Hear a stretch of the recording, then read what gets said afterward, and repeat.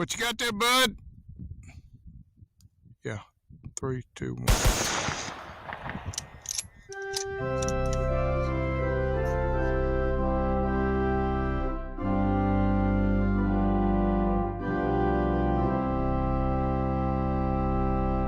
You've been lied to, but here's the scary part. It's not going to stop. You see it every day on social media. Your friend just became a vegan, and they start proselytizing about how great this diet is and how well they're doing on it, and how if you don't change your ways right now, somehow the planet is going to end in 2 years. The reason that we created it is because we wanted to address the greatest environmental threat that humans have ever faced. You know, a quick Google search will let you know that the vegan diet is now everywhere. I just don't want to contribute to the exploitation and the suffering and the murder of all these innocent animals anymore. Listen, when I was a kid, we goofed on this whole idea of veganism. It's not a sustainable diet. 80% of people who go on vegan diets stop the diet within 3 months. We're getting all these people talking about the vegan diet as if it's the best way to eat. I always try to tap into something that's gonna better me, whether as an athlete, as a parent, as a person. I'm vegan now. Oh. Okay, well, let's look at it. Eating French fries, vegan. Pasta, vegan. Sugar, vegan. So this is unhealthy vegan food right here. This one you're about to have is called the Mac Daddy. You're telling me vegan people eat the same stuff as we do? Okay, so no one in their right mind would ever consider the foods I just mentioned as being healthy. There are a lot of great foods you can eat on a vegan diet. Broccoli comes to mind, so does kale, if you want to actually eat kale. Your basic carnivore or meat eater will say, a vegan diet can't possibly be healthy. How could it? You can't get all the vitamins by not eating meat. The big one that everyone likes to throw around is B12. Vegans would say not true. You could just take a multi-cap every day and get all the vitamins you need. That would be great. Vitamin B12, a nutrient largely absent in plants, was not available in exogenous vitamin form until 1947. We didn't even learn how to extract vitamins until the early 1900s. So it was impossible to be a vegan, say in the 1800s, or any time in history before that. Let's just take the amino acids, the fats, from another source and recreate those so that we're taking the animal entirely out of the equation. So let's say you go on a vegan diet and you're eating your fake meat. Here's a list of everything you would have to take in supplements just to make it a well-rounded, healthy diet. Vitamin B12, iron, calcium, vitamin D, omega-3 fatty acids, EPA and DHA, and protein. Now you might be saying some of these fake meats do have some of these vitamins. Well, yes, the Beyond Burger has less than 1% of a few of them and claims to have protein. But it turns out that plant protein is not digested as effectively as it is from meat. So you're not actually using that protein as effectively, but we'll get to that later. It doesn't matter what the truth is because pop culture is into this. There's a responsibility for me to try and teach and show other people what I've learned. We're hearing it from politicians. My veganism is a much better way to accord myself with my values. You support changing the dietary guidelines, yes. The food pyramid, what people yes. Yes. to reduce red meat specifically. Yes, I would. They're telling us that not only is eating a vegan diet okay, they're telling us it's the way we are meant to eat. I'm more active, I'm not as sluggish. It takes less water, less energy. And then there's the argument for sentient beings. No one wants to see an animal die so that we can live. What you got there, bud? Yeah. One of the arguments on the vegan side is, okay, yes, we are part of the food chain, but if we could manufacture something in order not to let sentient beings die, wouldn't that be better? Well, yes, it would be better. But is that really actually the truth? Because you became vegan, because you're eating fake meat, does that mean a sentient being didn't die? Well, that's something we'll have to look at later. There's nothing acceptable about torturing, raping, and murdering a being that doesn't want to be killed. When you look at Beyond Meat or Impossible Burger, you're being sold a bill of goods. You're being told that, hey, this is better for you. It's way better than meat. The choice on the Burger King menu isn't between this and this, right? But between this and this. And in that case, it's a no-brainer. We made a point of making sure that the protein content and the protein quality, actually the protein quality of our burger is higher than the protein quality of beef from a cow. What is usually being offered is protein. We like to talk about protein. We'd like to talk about the protein transition and how animal protein is supposed to be bad and plant protein is supposed to be superior, but that is extremely reductionist. This is Frederick Lacroix. He's a professor at Brussels University and he's a food scientist and technologist. A piece of meat or a piece of cheese or an egg is about much more than just protein. It contains a whole spectrum of vitamins and minerals, but also a lot of bioactive compounds that you will not find in the imitation products. Protein from plants and protein from animals are not created equally. Animal proteins are complete proteins, which means they contain essential amino acids our muscles need to grow, repair, and function. They are also more digestible than plant proteins, making them easier to absorb. That is problematic because, say, vitamin B12 or other B vitamins that are naturally occurring in meat, many people cannot absorb those vitamins and minerals in their supplemental form. My name is Nina Teichels. I am a science journalist and author, and I'm the executive director of a nonprofit group called the Nutrition Coalition. You may think that you're getting vitamin B, but your body is not absorbing it well. And that's true for many people. When you look at Impossible Burger and companies like that, they use a lot of novel proteins. In other words, things in their meat that we really can't even fully understand. This is Dr. Tony Hampton, a board-certified doctor in family medicine and obesity. And I'm really a big fan of teaching my patients to eat real food. So why would I, transition them to a diet where they're eating artificially prepared food or processed food? And you have to start from material that is not all that suitable for that, basically. So you need lots of processing to get there.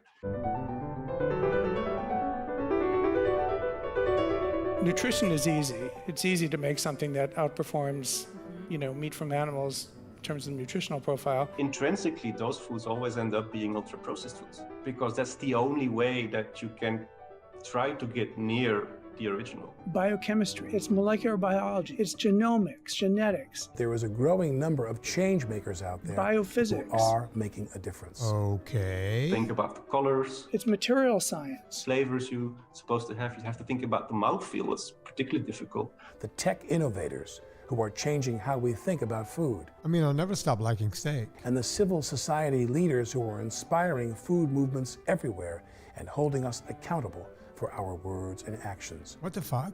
Isn't this getting a little creepy? It's crazy because it really looks like It does, it real totally. meat. Why are these companies going out of their way to make a non-meat product look, taste, and smell exactly like meat? We could save our planet. We're supposed to eat meat. Our mission is to completely replace animals in the food system by 2035. So, and you laugh, but we are absolutely serious about it. It seems as though that the mission statement behind all of this is, hey, we're going to give you the taste of meat, but it's better for you and it's better for the planet. Steady livestock and herd sizes do not cause global warming at all. Oh my God! You heard that right. All we hear about is methane from cows and how it's bringing on impending doom for the planet. Cows are the most destructive species and the most invasive species on Earth, except for possibly humans. There is absolutely no scenario for preventing catastrophic climate change without a vast reduction in the scale of animal agriculture. Livestock, of course, in general has a greater impact on climate than plants. Okay, that's just true in general. This is Frank Mitlerner, a professor and air quality specialist in the Department of Animal Science at UC Davis.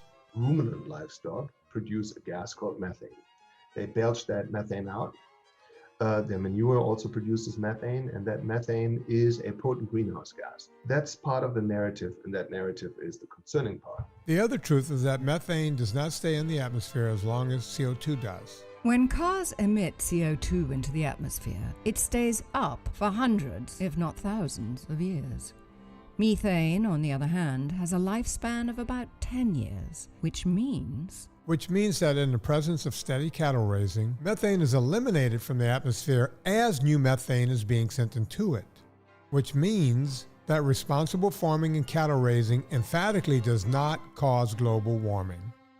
This isn't to say that it can't in other parts of the world. India has more livestock than the United States, the European Union, and China combined, and they largely do not eat the cows. Mainly our goal is to save cows. So here's a conundrum. I see a lot of vegans saying that they want to stop eating cows. It's immoral. How do I morally justify doing these things to animals? Are my taste buds more important than their life? Well, India isn't eating the cows, so I guess the only way to stop this is to make cows extinct. Talk about a catch-22. We save our motherland. We save our motherland. They save our motherland. India alone accounts for up to 80% of the world's emissions associated with livestock. A country that does not eat cows is causing the most problem with emissions. Meat is actually quite simple at a high level. It's amino acids, it's lipids, it's trace minerals, and it's water. None of those are exclusive to the animal. What we're doing is taking those same constituent parts, amino acids, lipids, trace minerals, and water, and we're converting them directly into meat. And in doing so, we are eliminating agriculture's biggest bottleneck, the animal. There's a guy named Thanos, and he is working on developing the power to snap his finger and wipe out half the population. What'd you do?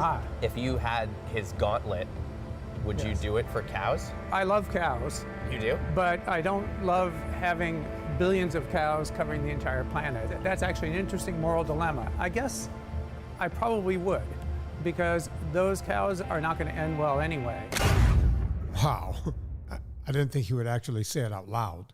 Okay, I'll give the guy a break. He sounded confused. Maybe he didn't understand the question. It's not like he'd say it again. If you could snap your fingers and just vaporize that industry, which I would do in a heartbeat if I could. Do we have another fact? 2/3 of agricultural land in the world is called marginal land. This means the soil quality and water levels are not enough to grow crops. About 3/4 of all the agricultural land in the world is used for livestock. We use the land for ruminant livestock.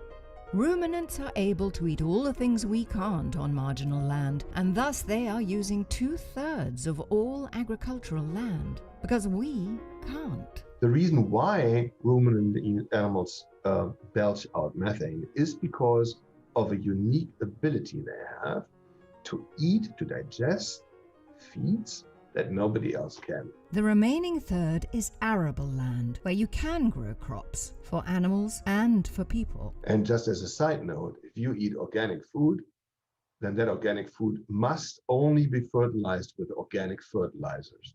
And they almost without exception stem from some animal's butt. It's not a big, beautiful green field of cows having a good time. It is a very binary discourse, I would say. So it's almost a moral discourse with two categories, good and evil. Meat is the bad boy, and the plants are the good ones. So you would end up with slogans such as cows are worse than cars, or to produce one steak, you would have the equivalence of I don't know how many showers. The other big argument is about the cow's water footprint and how it's so massive. It's by far the biggest user of fresh water, by far the biggest polluter of fresh water of any industry on Earth. This one surprisingly is laughably easy. 94% of a cow's water footprint is rainwater. Water that would be there with or without the existence of the cow. This means the cow's feed is grown almost completely by God above. And what happens to that rainwater? The cows piss it out and irrigate the land. People just want to do the right thing, right? The general consumer just wants what's healthy. It's lower in calories, lower in total fat, lower in saturated fat, and zero cholesterol. Let's go back to the 1980s. We were told that if you didn't eat fat, you couldn't possibly get fat. So we had all of these products come out. Snackwells is one of my favorites in that era. There was no fat in the product, so it was nothing but sugar and carbohydrates. If you didn't eat fat, they were claiming you couldn't get fat. Did you know that granola bar is loaded with fat? Oh no! But here's Kellogg's low-fat granola bars, half the fat of the leading crunchy granola bar. Hooray! Really good. So record scratch, you get to 2021 going into 2022, and the low-fat, high-sugar of the 80s didn't turn out the way we wanted it to. What happened? We have an obesity epidemic, particularly in the United States. America's obesity has not doubled, it's tripled in the past 50 years. The CDC defines obesity as anyone with a body mass index over 30. In the 1960s, that was only about 14% of our population, but today, it's closer to 40%. So what do? I'm open to suggestions. A plant-based diet in general has more antioxidants, more beneficial nutrients. It's usually lower in saturated fat. So there are a number of different reasons why it's healthier. You know, I spend a lot of time every day in social media, and the question becomes, well, come on, this has to be healthier for me. My doctor tells me not to eat meat.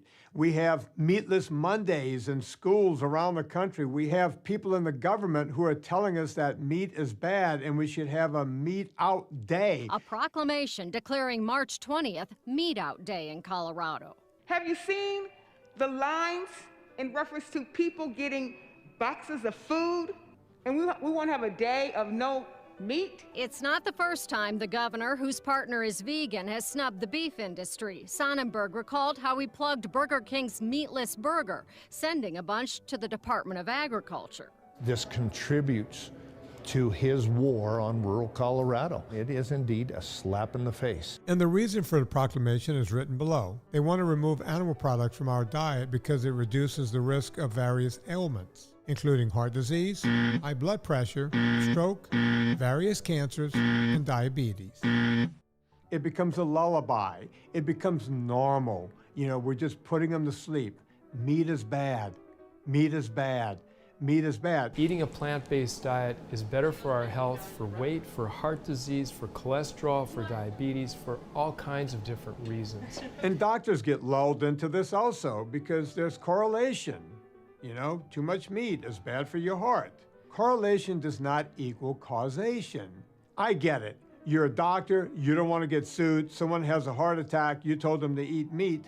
Yet we don't sue them if someone had a heart attack and we told them to only eat vegetation, which, by the way, you want to talk about correlation. A study out of the UK that followed people for 18 years found that while people who eat meat had a higher risk of heart attacks, vegetarians had a higher risk of stroke. The new study suggests that vegetarians might have a higher risk of stroke compared to meat eaters.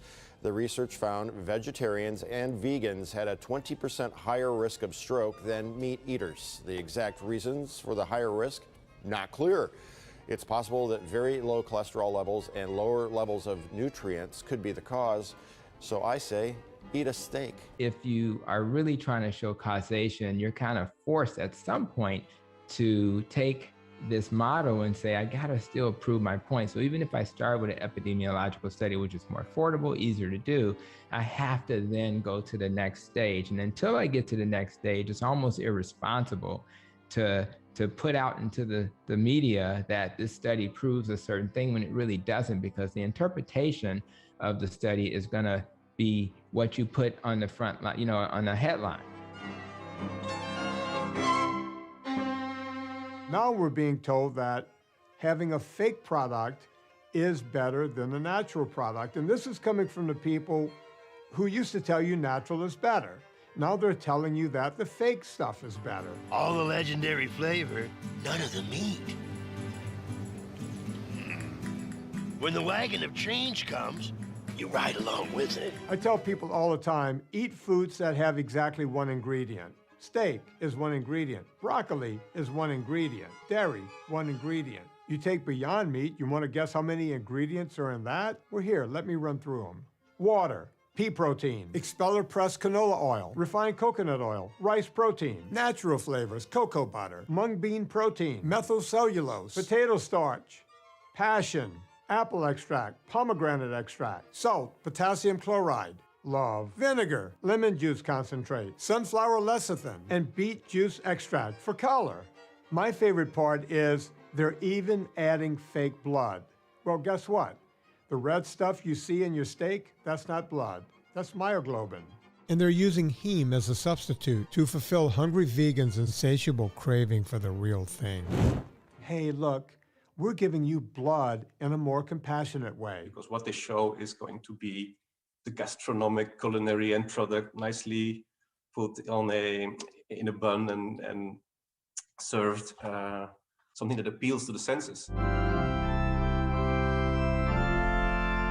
Plant-based sounds more innocent. It's aiming not at the vegans, it's aiming at the public at large, because the business model is not made for the niche of vegans, it's made for what they call flexitarians. The only consumer we care about is an omnivore, a meat consumer. And the terminology is extremely important. They will not talk about a vegan sausage, for instance. They will call it a field-grown sausage or anything like that. That's why you will never actually find vegan as a denomination very explicitly on the label. And what we see today, remarkably, is that the vegan crusaders in particular, they are advocating for those products that are created by big corporations. So they're taking sides with global elites and investors and multinational companies, and they're proudly doing so. Whether you look at McDonald's or you look at Subway or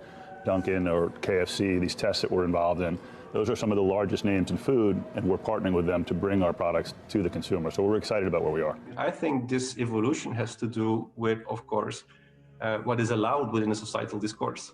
Now, any fringe movement or any radical idea will never, ever be able to dominate mainstream media if the powers that be don't allow it to do so. It can only flourish, it can only be if it is endorsed. It's here and it's in every Burger King everywhere. Burger King! A lot of people are thinking fake meat is the way to go, that it's, number one, healthier for you and good for the planet. And in fact, the companies that are doing this, they're not interested in you at all, or the planet. They're interested in their bottom line. The critical thing to investors is, this is at the time, $1.5 trillion global market that's being served by a prehistoric technology that hasn't improved in millennia and is demonstrably one of the least efficient technologies on Earth.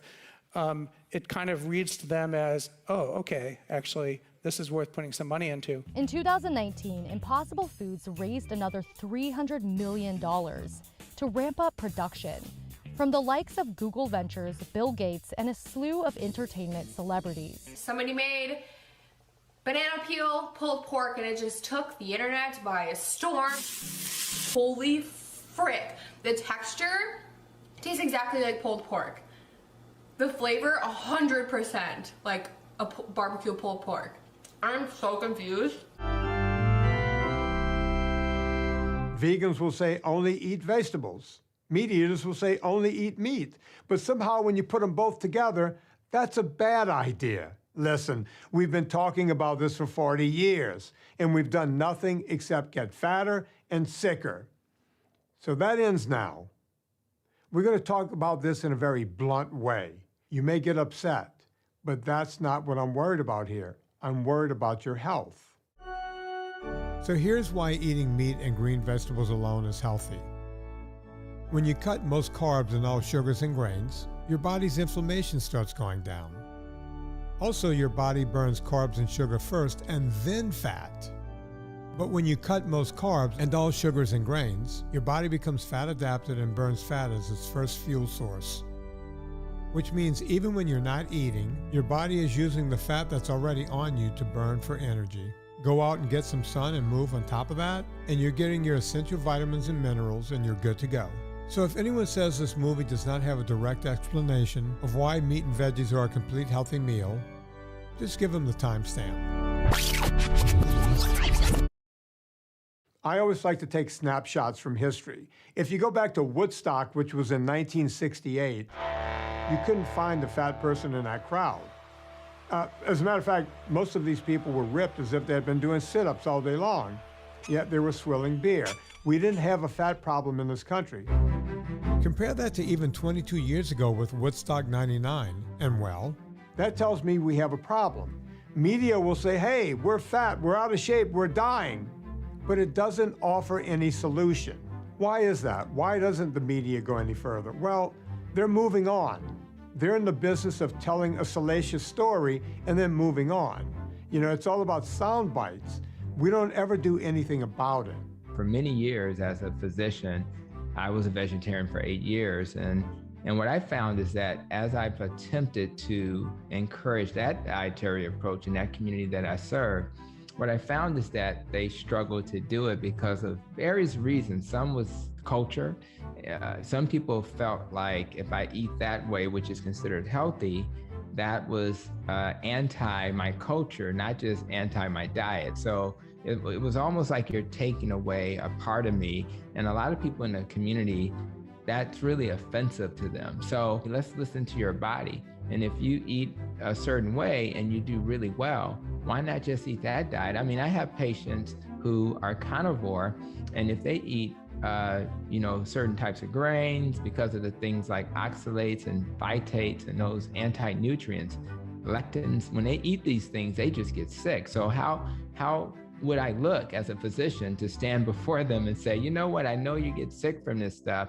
You'll be fine after a while. Your body will get used to it, and just stay sick until you get used to it. That doesn't make any sense. Now, all that being said, you won't be seeing any interviews with any vegans in this movie.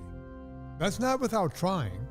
We asked them, specifically vegan experts and doctors. We asked maybe the first and foremost expert everyone talks about, Dean Ornish. Fat tends to cause you to be fat. We asked Dr. John McDougall. Kempner knew back in the 50s that sugar makes insulin work better and cures diabetics. We asked everybody's favorite, Dr. Michael Greger. Nip the tip.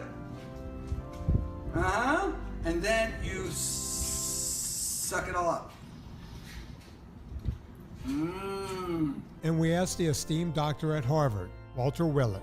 In the U.S., red meat consumption is actually down about 40% from the peak in 1970. It needs to go down further. Even with sort of moderate efforts, we can make big dietary changes. Now, you may be surprised by the responses. Or maybe you're not. I don't know.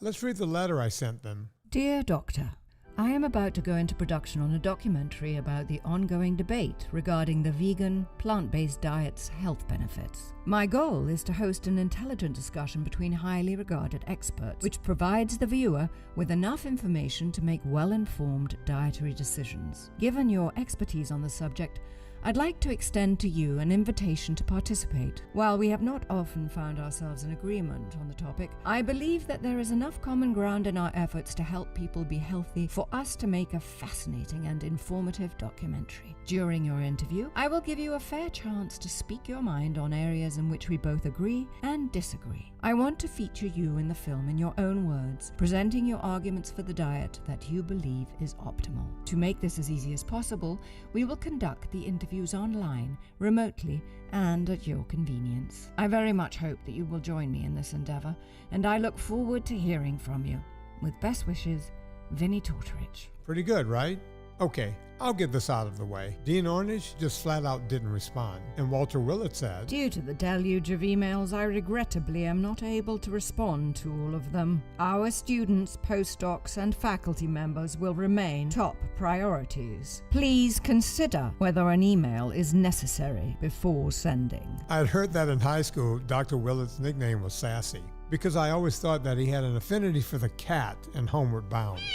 Sassy! My boys! My boys! Sassy! Then there's Dr. John McDougall. We sent him the same exact letter, and shockingly, he wrote back. He wanted to know who was financing the documentary and who would be in the documentary. Fair questions, to which we said, It is being financed by Fat Squirrel Films. Potential guests, Michael Greger, Lierre Keith, Nina Teicholz, Frederick Leroy, and hosted by Vinnie Tortorich. Sounds like something I should contribute to. Keep me informed. I was completely shocked that he was going to do this, but I thought this must be too good to be true. Would you be available May 27th at 4 p.m. ET for an interview for the previous mentioned film? I am available for a Zoom interview. Maybe I was wrong. Vinny and his producing team will send you a DocuSign release form before your interview and the Zoom link. And then he said, Likely I will not sign any release agreements, so don't waste our time if this is required.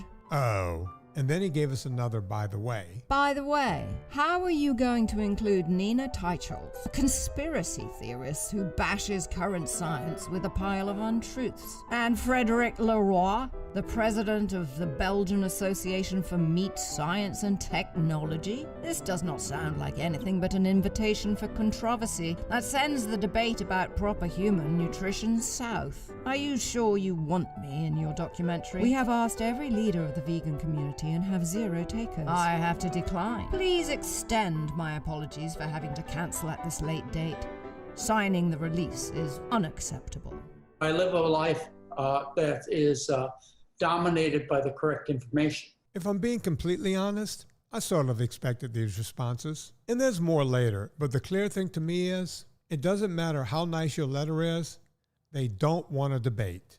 These guys do interviews all the time and say things like, Healthy and sustainable diet is a dietary pattern characterized by unsaturated fats, largely plant-based proteins, whole grains, abundant fruits and vegetables. And things like, There's all sorts of ways you can get people to lose weight. Tuberculosis, a cocaine habit, AIDS, chemotherapy, lots of ways to lose weight. So they're not afraid to do interviews, just as long as you don't, ask them real questions. So keep rocking. While I'm fine doing this only with those who do agree with me, I still want to take a look at some of these claims these people are making. So let's have at it.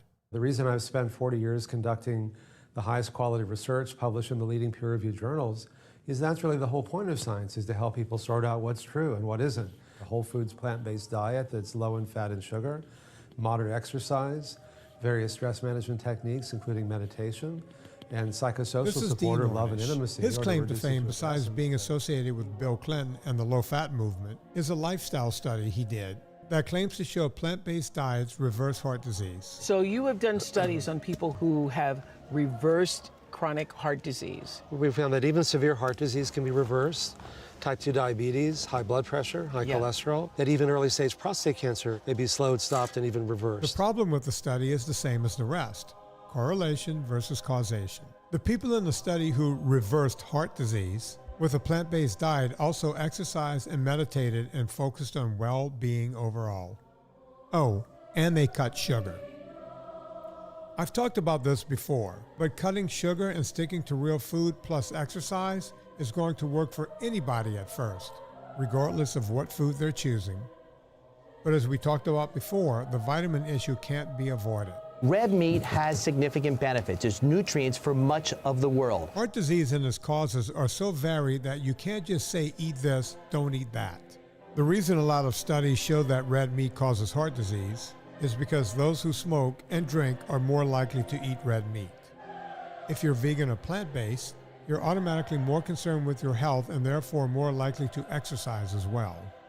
What about cancer? The World Health Organization says eating processed meat poses the same cancer risk as smoking. The report puts processed meats such as bacon and hot dogs at the highest risk rating. That is the same as cigarettes and alcohol. Red meat is called the next highest risk. In the nutritional field, they will typically also associate red meat and processed meats. So they make it very often one category, and then they say, red meats and processed meats are associated with colorectal cancer and with all sorts of cardiometabolic diseases. And probably some of those products aren't all that healthy for you.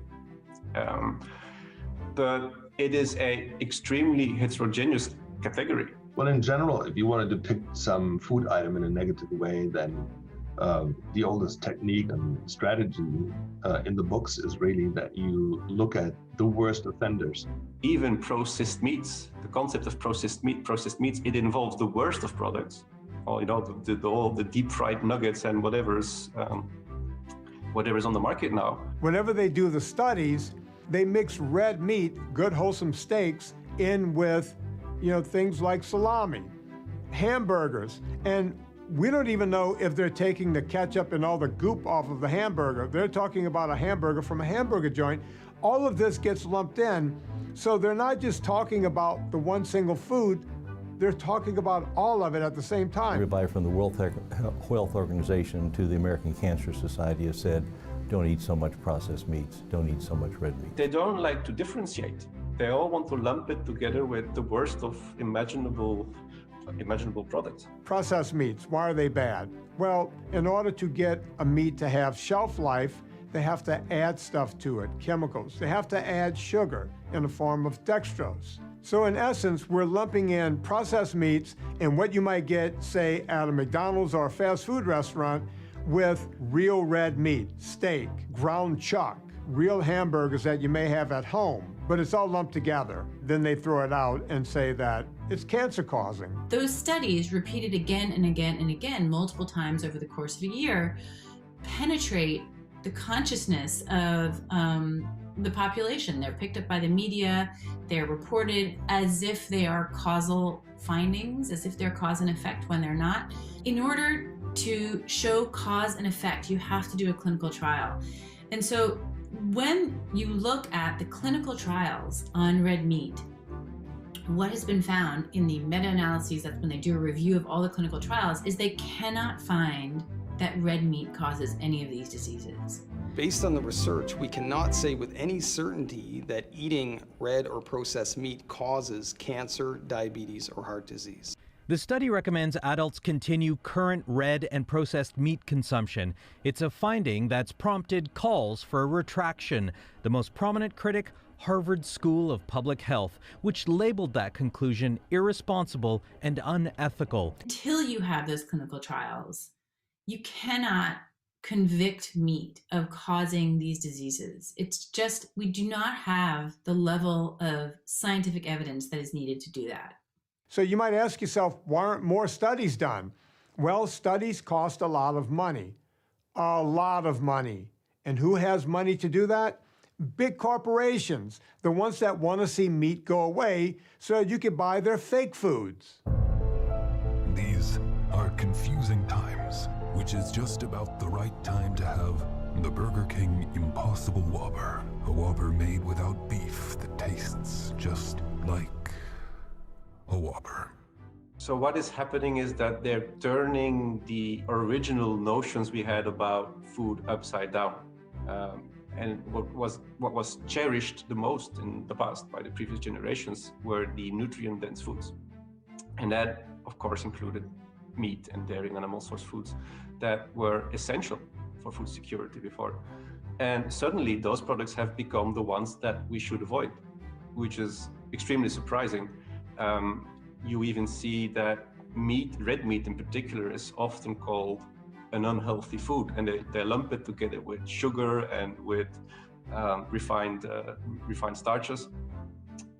So that is a very remarkable evolution. So the reality is the world's best diets from a vast array of evidence, and this is what the True Health Initiative, experts from all around the world rally around. There's a theme there, and the basic theme, Michael Pollan said it nicely, eat food, not too much, mostly plants. So in essence, we've never really had a study done in the opposite direction, or have we? There's one going on online right now. It's a bunch of in-one experiments of people cutting out sugars and grains, eating low carb, eating nothing but meat and vegetables, and it's an amazing thing what's happening. They're losing weight.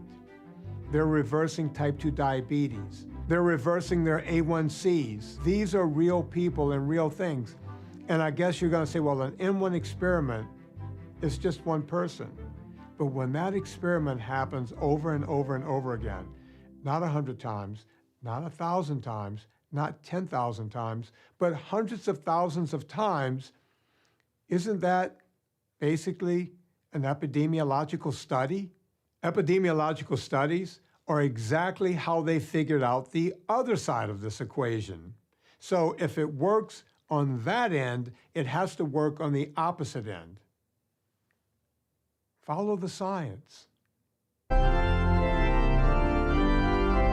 What you'll hear very often is that they tell you to follow the science. And we see that academia, a part of academia, maybe the loudest part of academia, is following that narrative and pushing that narrative. Eco-anxiety is a condition that people are reporting, and it refers to the dread and helplessness that come with watching the impacts of climate change. Climate change is exploiting the world's land at an unprecedented rate. Eating more plant-based foods and sustainably produced meats can change land use and mitigate climate change. Making conscious food choices is a place where a lot of ground can be made up by individuals. Would you like to try a burger made with plants? Plants. It's delicious, and I am a kid, so if I like it...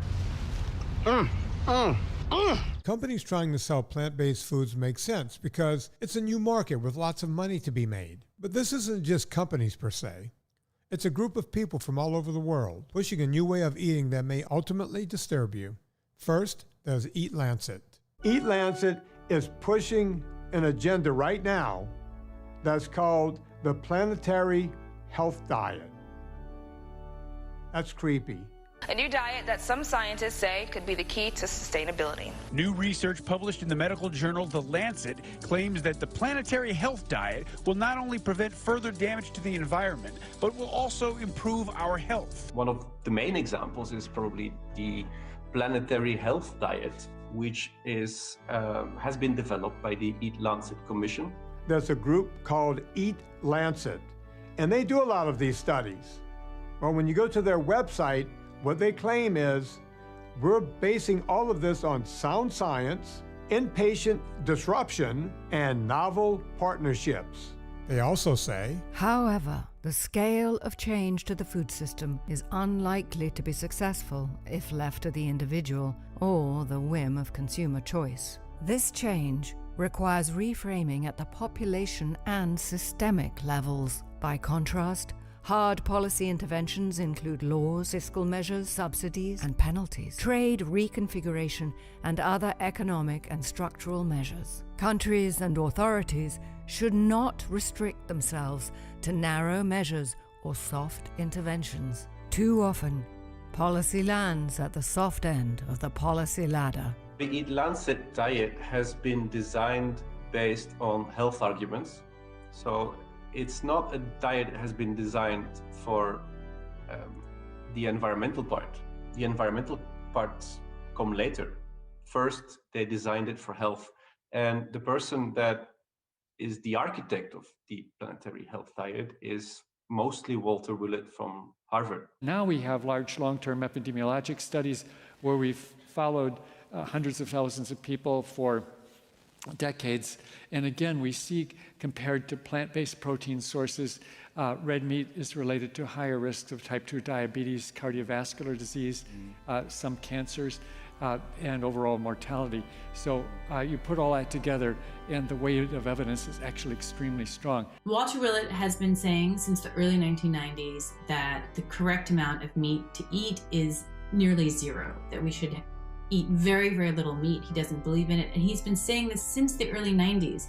He also runs a very influential program at Harvard, the Harvard School of Public Health, which he ran for decades. He also published papers, 78 papers, according to one analysis that we did, where the findings were that red meat was associated with negative health outcomes, and 130 findings that vegetarian or mostly vegetarian diets were associated with positive outcomes. Our study on the Harvard School of Public Health found hundreds of thousands of dollars given to it by the nut industry, source of protein that's an alternative to meat. We found funding from groups that believe in veganism, such as that have an ideological or religious belief in veganism, none of which are ever declared by Walter Willett when he issues a paper. He always says that he has no conflicts of interest, and yet there is this huge amount of funding for the school in general. Now, Eat Lancet successfully came to dominate at the United Nations with its planetary diet, its global reference diet, whatever you want to call it, without having a single conference or meeting that included views to the contrary. So that's a stunning fact. The UN, with all its member states and agencies, obviously have a critical role to play in this great food transformation ahead. And you have the power to set the agenda and create the arenas to make sure that food becomes a driving force for progress, for people, planet, and prosperity for all. Without any debate or consideration from opposing sides, reach a consensus about where the whole planet ought to go in terms of nutrition. So I could not be more proud to introduce co-chair Professor Walter Willett from Harvard School of Public Health to present the key findings of the Eat Lancet landmark report on food, planet health. It is important to investigate, to examine every detail in wonder. We're not here to do things by the book. Ask around. Please do. Define a healthy reference diet. A question is like a journey. Define planetary boundaries. A quest. Global food system modeling framework. Nothing important will ever happen as long as you don't dare to ask. We do have strong data to support moving down the pathway toward achieving these goals. Free. Open. Question everything. We do see that feeding 10 billion people a year a healthy diet can stay within planetary boundaries. It really is possible, and we can have the opportunity of passing on to our children a healthy planet. Thank you.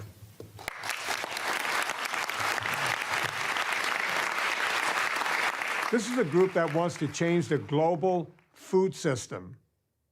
I'm not really sure what that means.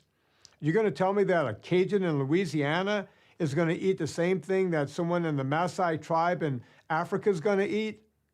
Or even a guy up in Reykjavik, Iceland? How do you bring the world together to eat the same food or to think the same way? It's not natural. It's never been done. And I doubt it's going to get done here. But what we're going to end up with is a big mess along the way. Eat Lancet does say you can have beef. But how much? Well, I looked into it. It's 7 grams per day. You want to know how much 7 grams is? This chunk of cheese is 7 grams.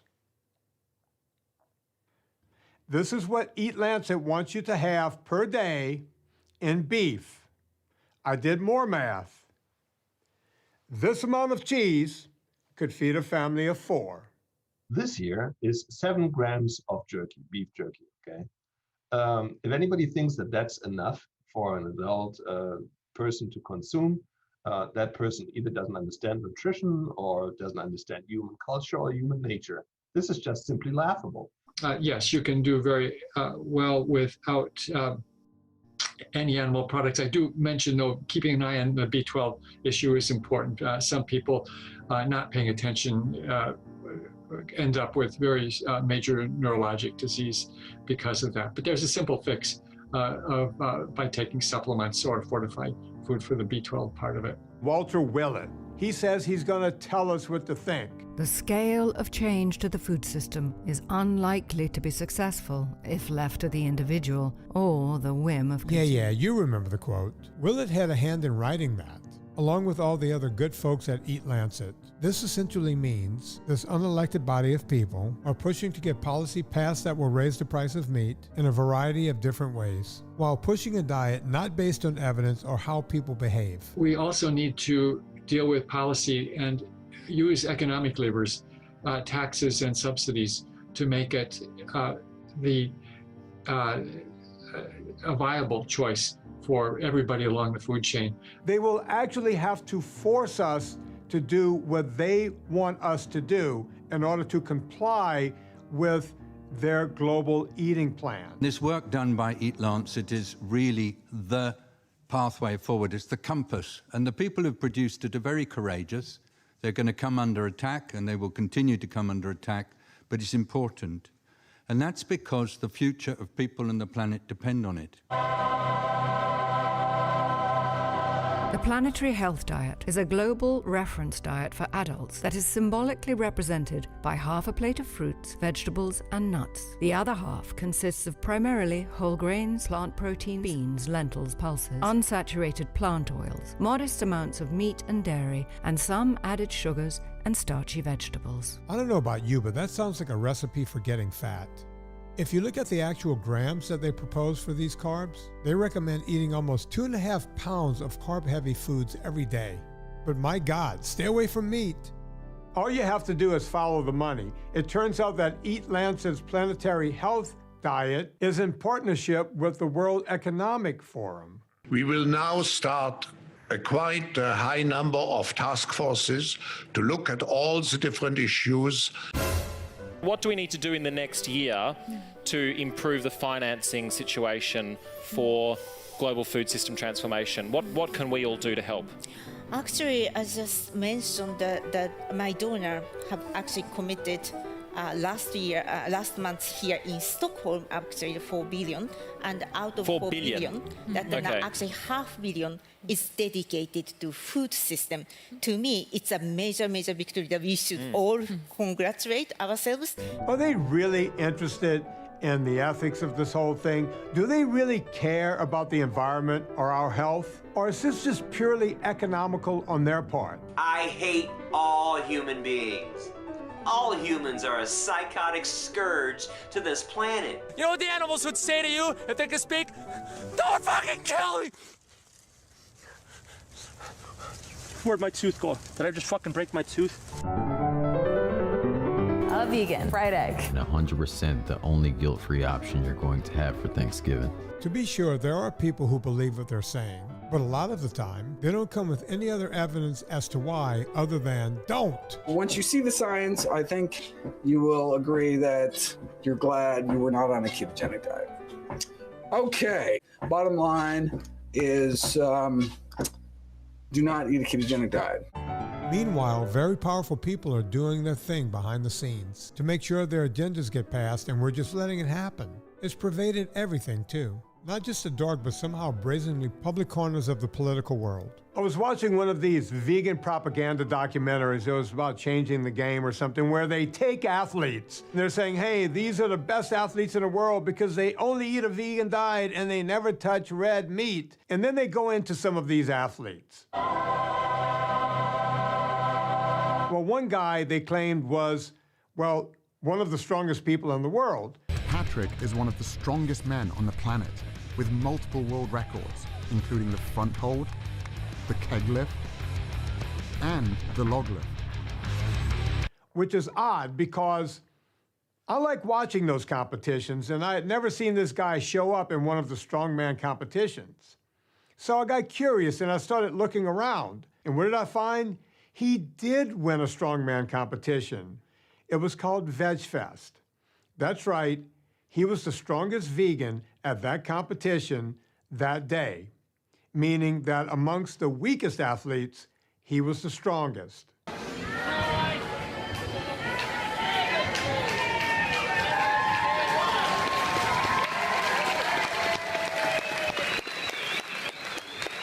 Who says that vegans are skinny and can't lift paper? There was another woman they were touting as an Olympic great in the movie.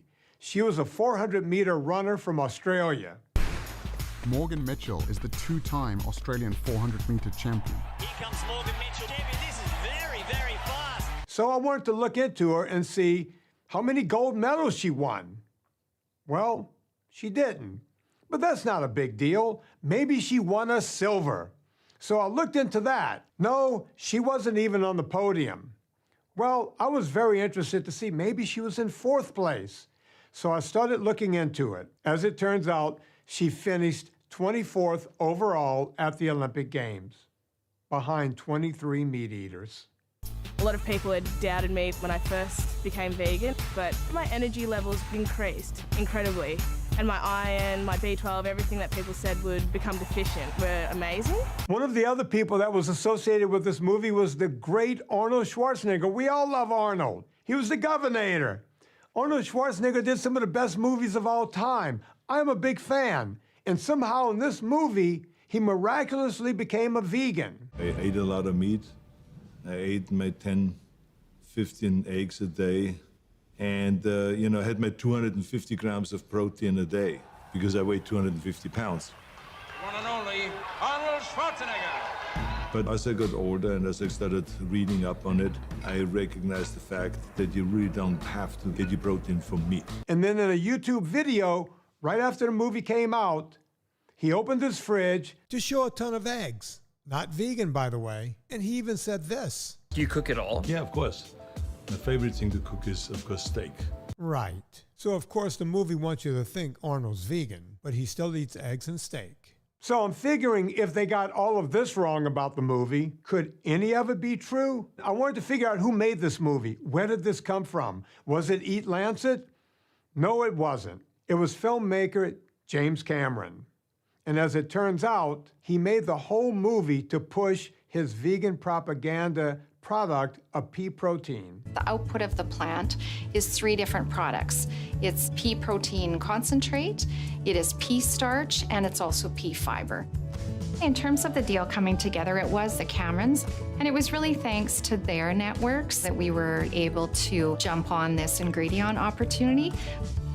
From Verdient's perspective, the fact that we have the Camerons putting their money into this, and the fact that we have Ingredient, a global ingredients company that has come to the table too, I think that really proves that we have something here. This is something that's lasting.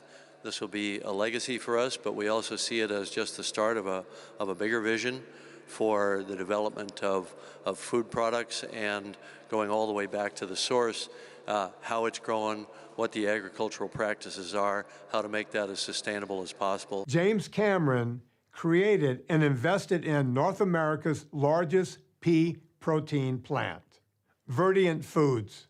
It's not like there was any kind of conflict of interest there.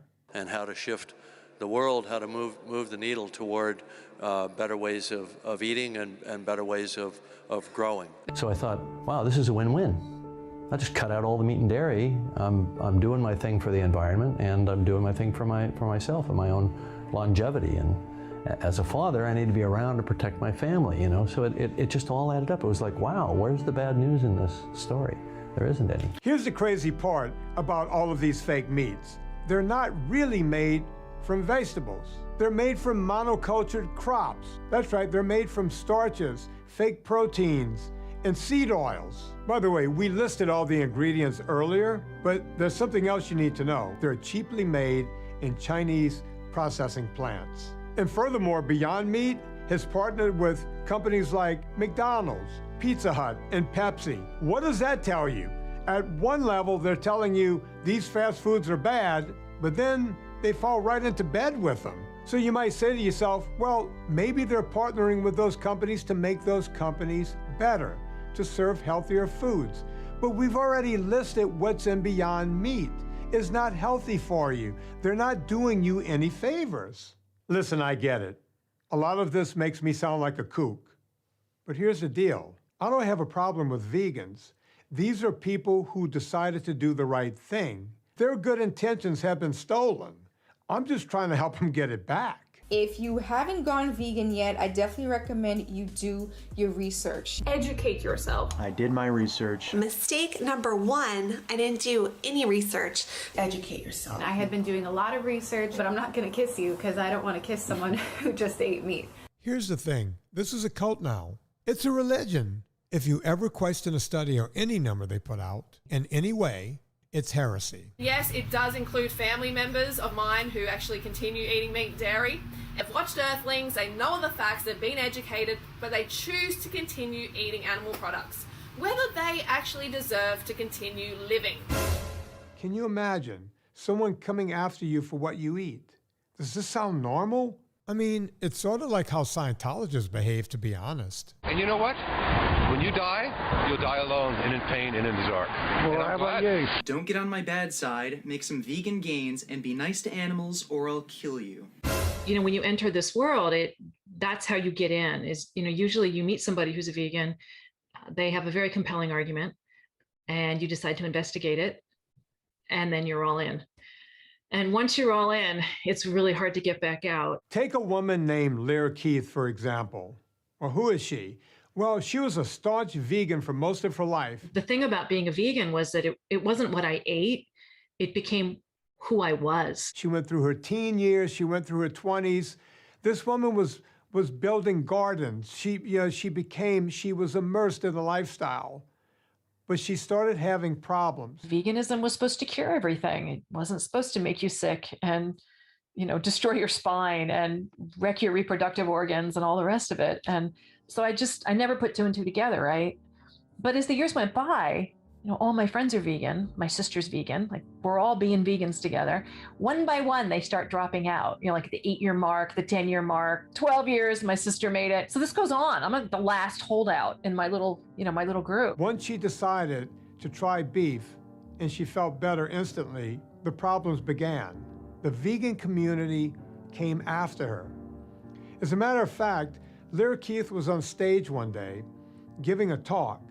And there were a bunch of vegans in the audience. On brand for what happened, it was at an anarchist book fair, and Lear Keith got a pie thrown in her face. There's a video of it on YouTube, and you'd think it was a comedy bit by the comments, which we'll get to. To be quite honest with you, it looked funny to me the first time I saw it, until I learned that those pies were laced with cayenne pepper.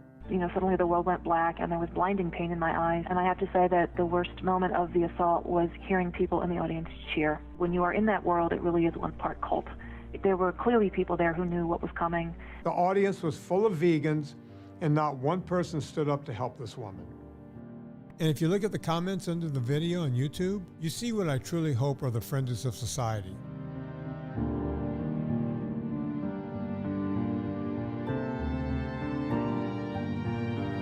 I think most vegans are just trying to be healthy.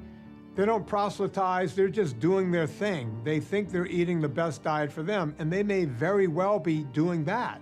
But then there's this whole other faction where I would like to say it's almost militant, but it's militant. When you're slapping cayenne peppered pies into someone's face and going to restaurants and trying to overthrow the place. We love animals. We all love animals. We love Cecil the lion. This is not normal behavior for someone who believes that you should eat a certain way. My question is always, why is it so important to them? Because it feels like it's an assault to yourself. It doesn't just feel like, oh, let me figure out this intellectual puzzle. Well, maybe I'm wrong. Maybe this piece of information will change something that I think. And that's a normal, healthy adult perspective on life, on, you know, how we should be in the world is we're reacting and we're learning and we're changing and we're challenging ourselves. But you can't do that from inside a fundamentalist mindset. And I think big companies are taking advantage of this. They see these zealots and they know that they can get these people to hawk their wares for them. Take Unilever, for example. They're aiming right now for 1 billion euros in sales on plant-based products. And according to them, they want plant-based eating to be the new normal. These are their words. Can you imagine if even your church would do something like that? Or your local government? Or your school system? Think about that for a second. But they're making this the new normal. It's almost like a lullaby. They're trying to rock you to sleep on this whole thing and make it all sound perfectly normal. Dude, animals, bro. Like, I just don't understand the point. Why would you eat an animal when you could eat some chips? This is not moving in the right direction. And here's the part you would never expect. A lot of this fake meat is being made by actual meat companies. They have to do this for their own survival. Even a company like Tyson, who we've all heard of, is investing in Beyond Meat. The largest meat companies in the world have also jumped on the bandwagon and launched their own plant-based meat products.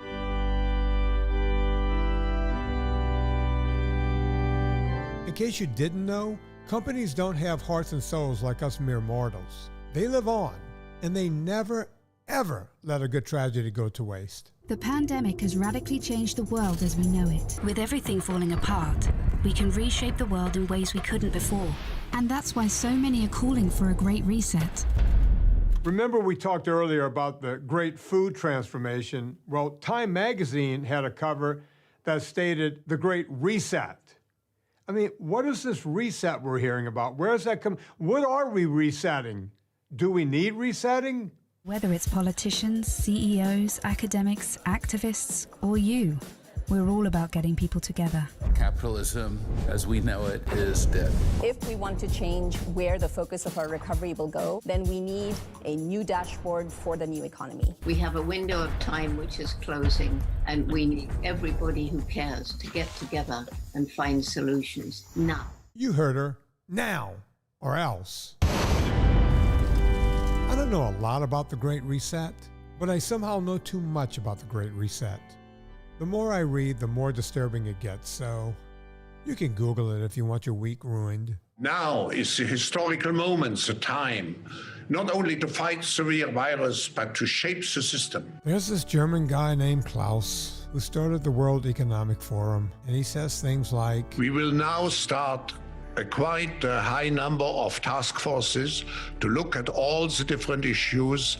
And a bunch of other people at the World Economic Forum are saying things like, We have a unique but rapidly shrinking window of opportunity to learn lessons and reset ourselves on a more sustainable path. And then they post things like this.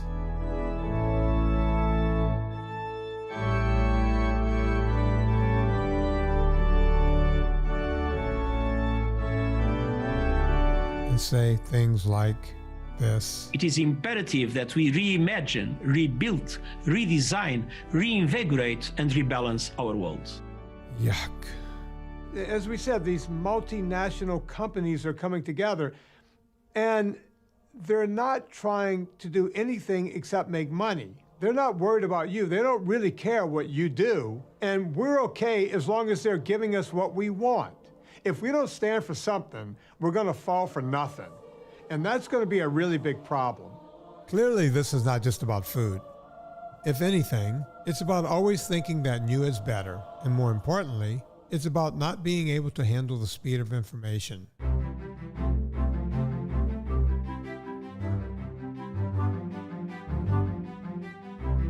You know, you hear a lot going on when it comes to technology, right? People are always talking about AI. Well, think about it. AI is happening and you don't even know it. The best example I like to give is when I ask anyone today if they know any phone numbers. It seems like the average person from my small study of friends is that they may know 2 or 3 different phone numbers, but that's a lot. I'm 58 years old. When I was 10 or 12 years old, I probably had 30 or 40 phone numbers in my head. Folks, that's AI taking over, right? We don't have anything in our heads anymore of any value.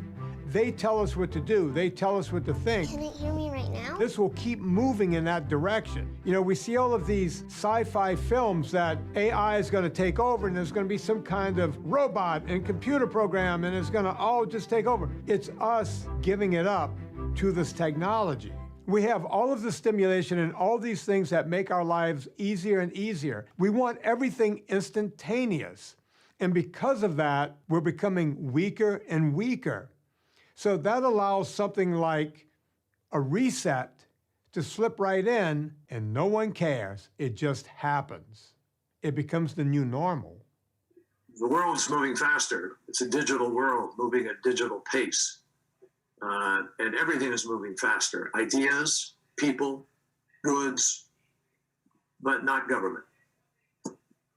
Government just has to find a way to move faster and to address more of the real concerns of its citizens.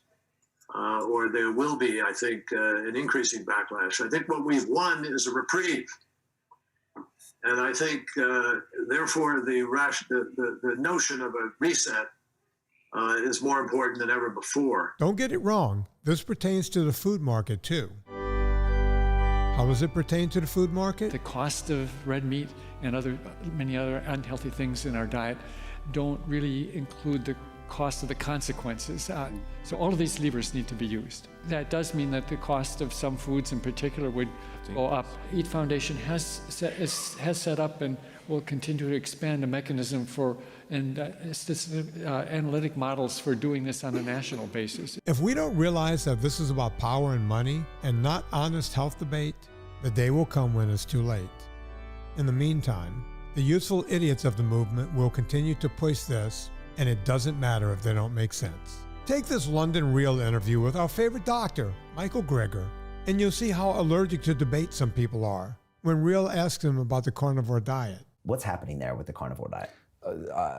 So I just swear at it. That's my. Look, I'm not advising anyone to just eat meat, but London Real struggles in this interview can be felt by anyone. It's a diet you can get scurvy off of. Now that's it. I mean, okay, so you put a little lime juice in there, and you can still keep rocking. It goes against every. I mean, you know, there's this consensus. Some people are living it. In the oh my God, some people are. If your counter is, well, some people are doing it, that basically you can defend anything. But we have studies. Let's see what happens when you have people on a ketogenic diet for 10 years. In reality, there's no randomized trial where we started people off earlier in adult life and randomized some to red meat and some to a plant-based diet and followed them for 30 years. That kind of study will never be done. One diet, only one diet, ever proven. Reverse heart disease, majority of patients. That kind of study will never be done. That should be the starting point as far as I'm concerned. So let's agree for the moment that red meat, chicken, and any kind of animal is bad for you. And we all decide that a vegan diet is the way to go, except for 1 egg per week. Is that okay?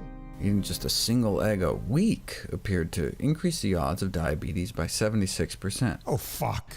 You know, this isn't an academic debate. This isn't an academic discussion. Who's right, who's wrong. It's people are going to listen to these and actually hurt themselves, hurt their families. People are going to die. What's their number 1 cause of death? Number 2 cause of death? Go down the list.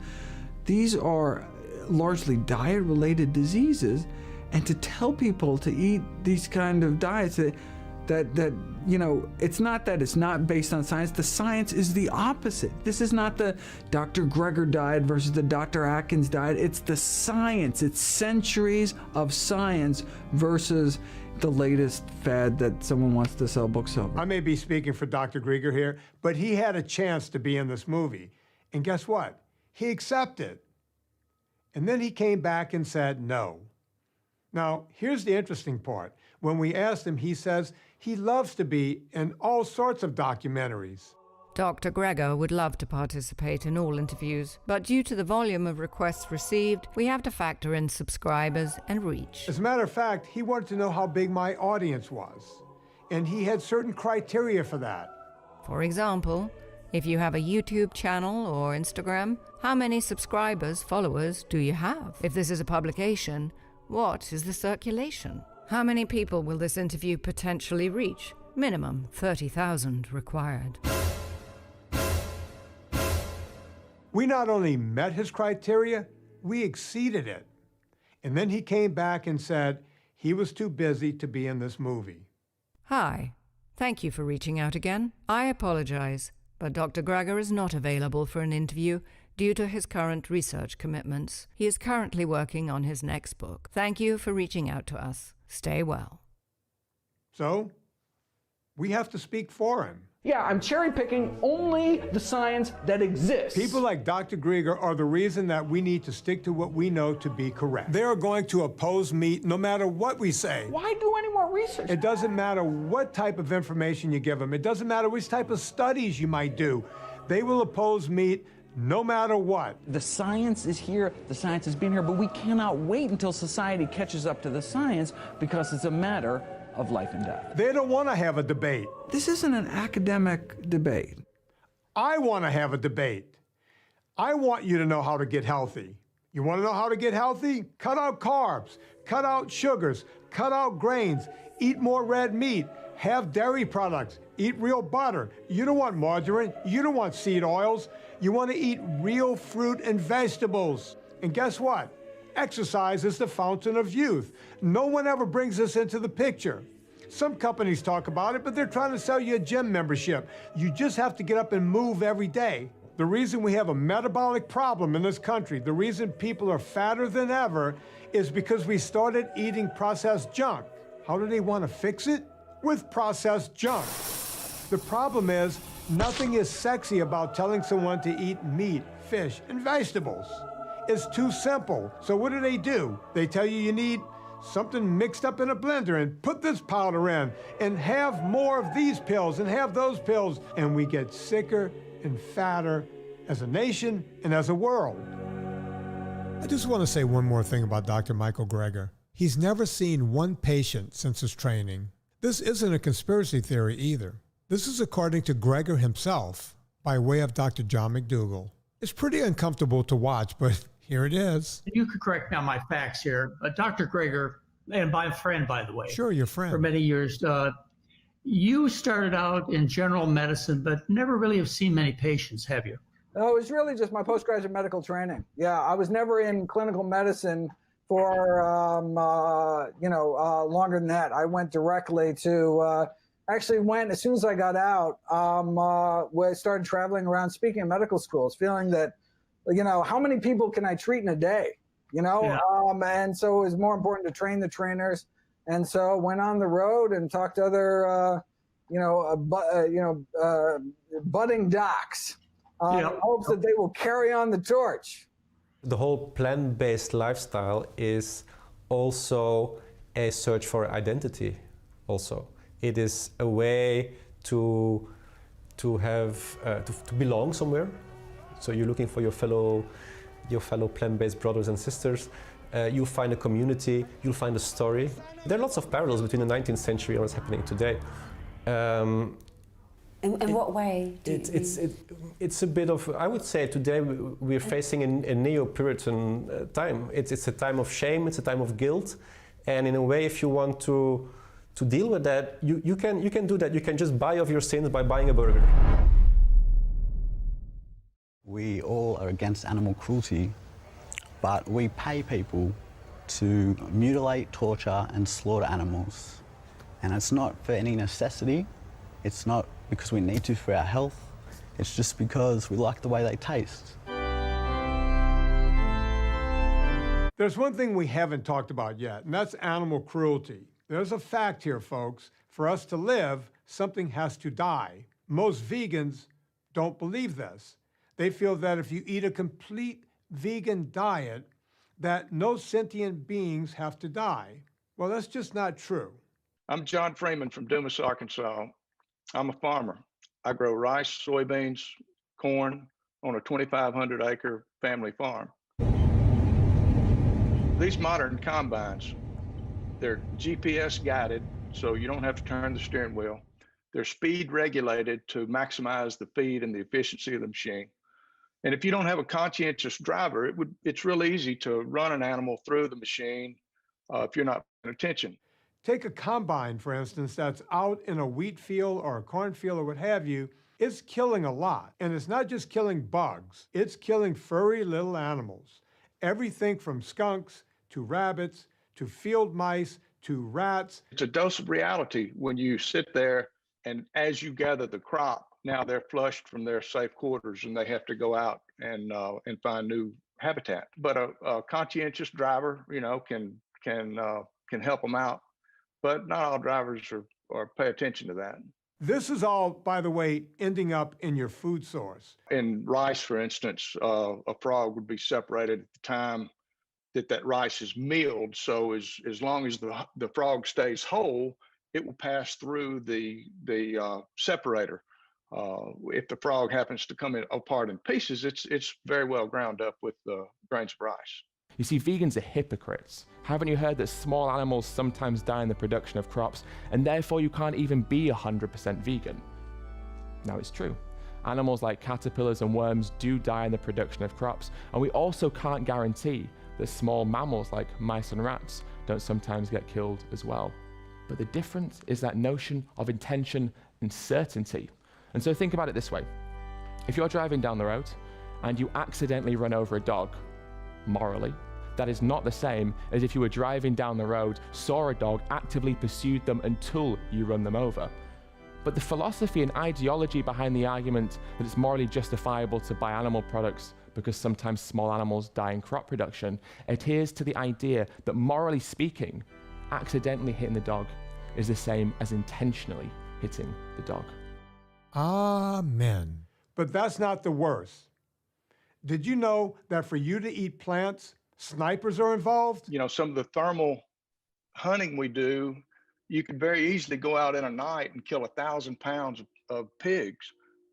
And, you know, it's a shame to say, but most of that goes to waste because nobody wants to knock on the door at 2 in the morning and, hey, man, how about 1,000 pounds of pigs? So as an invasive species, we really don't have any other alternative. Otherwise, they literally destroy hundreds of thousands of dollars worth of crop on just one farm. These snipers go out under the cover of night and shoot these defenseless animals and just throw them out. You don't believe me? You don't think I have video of this? Well, guess what? There's no free lunch. 3, 2, 1.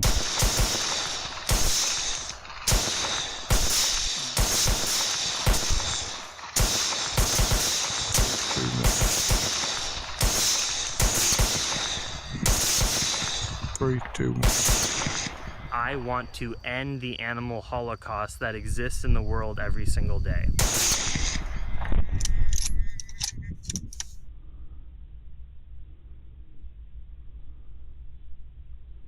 If you continue to ignore it, you continue to pay for the slaughter of these innocent little creatures. For the same reason it's considered cowardly for a man to hit a woman, it's just as, if not more cowardly, to support the abuse and murder of animals. I was always like, oh, they do it in a nice way, which is ironic because there's no nice way to kill someone who doesn't want to be killed. I'm sorry, I'm like close to crying because I can't get the images out of my head.